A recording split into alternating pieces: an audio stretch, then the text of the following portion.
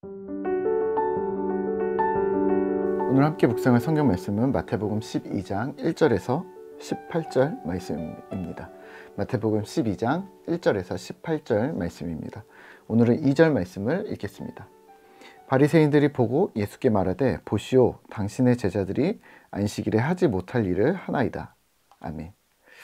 오늘 함께 묵상할 주제는 하지 못할 일, 본질과 비본질입니다. 마태복음 12장에서는 안식일에 밀밭에서 제자들이 이삭을 잘라 먹은 사건과 이에 대한 논란이 언급되고 있습니다. 제자들은 배가 고팠고 또 이삭을 잘라 먹었습니다. 그걸 본 바리새인들이 가만히 있지를 않습니다. 2절입니다. 바리새인들이 보고 예수께 말하되 보시오, 당신의 제자들이 안식일에 하지 못할 일을 하나이다. 아멘.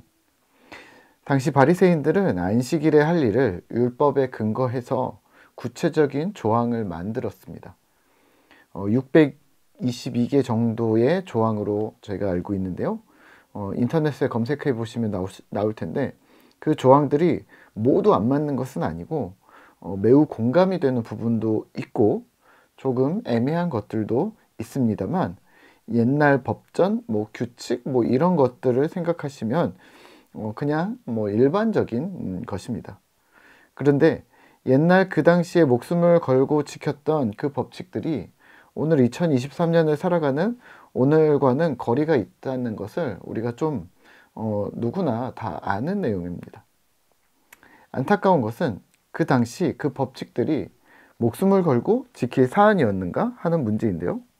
오늘날로 치면 온라인 예배를 드릴 것인가 말 것인가, 청년 예배를 드릴 것인가 말 것인가, 예배 때 목사님이 가운을 입을 것인가, 양복을 입을 것인가, 또 성가대나 대표 기도자는 양복을 입을 것인가, 가운을 입힐 것인가, 이런 문제들, 이런 걸로 출교를 하거나 심각한 어떤 형벌을 가했던 거죠. 이러한 일들뿐만 아니라 더 거슬러 올라가면 중세시대에 라틴어나 히브리어로 된 성경을 영어나 독일어로 번역하는 것이 죄인가? 또 바늘 끝에 천사가 몇 명이나 서 있을 수 있는가? 이런 논쟁들이 실제 있었고 이 논란들은 많이 사그라들었고 또 다른 새로운 문제들이 뒤이어 나타나고 있음을 우리는 역사 속에서 경험하고 있습니다. 오늘 안식일의 문제도 마찬가지입니다. 안식일에 일, 수고, 노동을 하지 말아야 한다는 바리새인들의 율법은 괜찮습니다. 썩 나쁘지 않은 조항입니다. 그런데 이를 해석하는 과정인데요. 또 이를 실행하는 과정인데 손으로 이삭을 자르는 것이 벼를 추수하는 것과 같은 노동으로 볼 것인가 입니다. 바리새인들은 이 부분에 애누리가 없었습니다. 0.00001까지도 철저하게 지켜야 한다는 시기였고 손으로 자르는 것을 허용하면 그럼 가위로 자르면 어떡할래? 나중에 그가 칼로 자르면 어떡할래?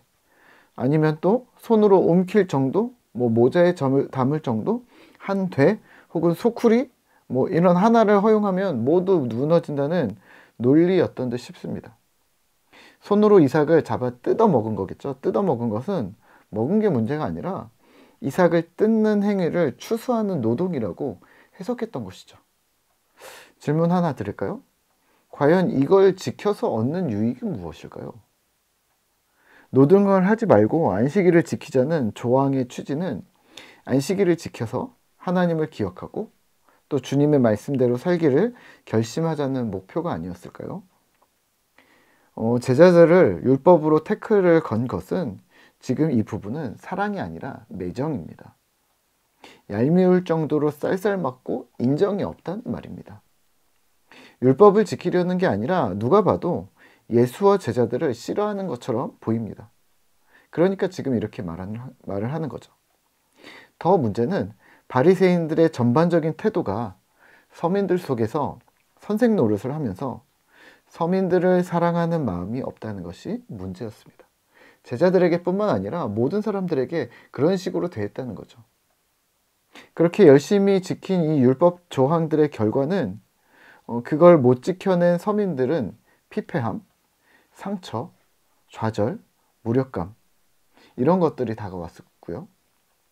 지켜낸 자들은 교만, 자긍심, 남을 판단하고 사회적인 평판을 얻었습니다. 기득 세력들이 되는 거죠. 여기에 예수 사랑, 하나님 사랑은 없습니다. 예수님이 또 분노하셨겠죠? 3절에서 5절입니다. 예수께서 이르시되 다윗이 자기와 그 함께한 자들이 시장할 때에 한 일을 잊지 못하였느냐? 그가 하나님의 전에 들어가서 제사장 외에는 자기나 그 함께한 자들이 먹어서는 안 되는 진설병을 먹지 아니하였느냐? 또 안식일에 제자들이 성전 안에서 안식일을 범하여도 죄가 없음을 너희가 율법에서 읽지 못하였느냐? 아멘. 하나님은 또 예수님은 무엇을 원하실까요? 원칙은 이렇습니다. 자비입니다. 형식이 아니라 사랑입니다. 인자와 긍휼을 하나님 닮아 베풀기 시작하셔야 한다는 말입니다. 7절입니다. 나는 자비를 원하고 제사를 원하지 아니하노라. 이 하신 뜻을 너희가 알았더라면 무죄한 자를 정죄하지 아니하였으리라. 아멘. 우리는 경찰이 아닙니다. 또 우리는 CCTV도 아닙니다. 누가 뭘 잘못했나, 잘하고 있나, 우리에게 그런 감시자 역할을 하나님께서 맡기신 적이 없습니다. 우리에게 주어진 명령은 예수를 닮아 하나님을 사랑하고 이웃과 세상을 사랑하라는 것이 우리에게 명령입니다. 본질과 비본질 얘기를 안 꺼낼 수가 없는데요. 무엇이 본질이냐고 물으시면 저는 모든 것이 비본질이라고 말하겠습니다. 무슨 말이냐면 진리 되시는 예수님 외에는 모든 것이 가변적이라고 말씀드리고 싶습니다. 아니 그럼 목사님, 그럼 예배도 비본질입니까? 그럼 기도도 비본질입니까? 이상하지 않습니까? 라고 물어보실 수도 있는데요. 네, 생각해 보시죠. 예배를 말한다면 형식을 말하시는 걸 텐데요.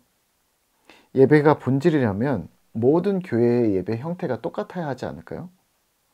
교회마다 예배의 형식이 다르다는 것은 이삭을 손으로 자르나 가위로 자르나 낫으로 추수하는가와 같이 해석의 문제가 아닐까요? 기도도 본질인가? 네, 지금 우리가 하고 있는 기도의 내용들을 제가 일일이 짚어드리진 않겠지만 대부분 우리의 기도가 간구 기도가 아닌가요?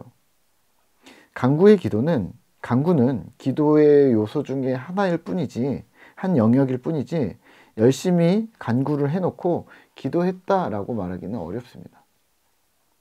또한 간구의 내용도 도널드 휘트니의 오늘부터 다시 기도라는 책에서 말하는 바와 같이 우리의 기도의 내용이 가정, 미래, 재정, 돈, 직업, 관심사, 삶의 위기 이 6가지 주제를 벗어나질 못합니다. 결국 다들 비슷한 내용을 기도하는데요. 이 6가지의 간구 주제들, 뻔한 기도 속에서 하나님이 들어있지 않다는 것은 우리가 어떻게 설명해야 할까요? 그러면 본질이 맞는가요? 네, 기도가 본질이 되었다라고 말하려면 예수님이 더 깊이 중심이 되셔야 합니다. 그러면 이렇게 하면 어떨까요? 교회 안에서 법칙이 되어버린, 그렇게 안 하면 큰일 난다고 생각하는 것, 기분 나쁘거나 눈에 거슬리는 모든 것들은 어쩌면 비본질입니다. 하지만 이 비본질이 본질이 되게 하는 방법이 있습니다. 예수 사랑이 스며들어 있는가? 성도 한 사람 한 사람에 대한 긍휼한 마음, 인자한 마음이 나에게 있는가입니다. 여기서 오해하지 마십시오. 지금 내가 사랑을 받을 거 생각하지 마시고 베풀 거를 생각하셔야 합니다. 예수 닮아 사랑을 흘려보내는 하지 말아야 할 일이라고 미리 법칙을 정해놓지 않고 사랑의 마음으로, 사랑의 시선으로 우리의 이웃과 우리 공동체를 돌아보는 그러한 신실한 성도 되시기를 기도합니다.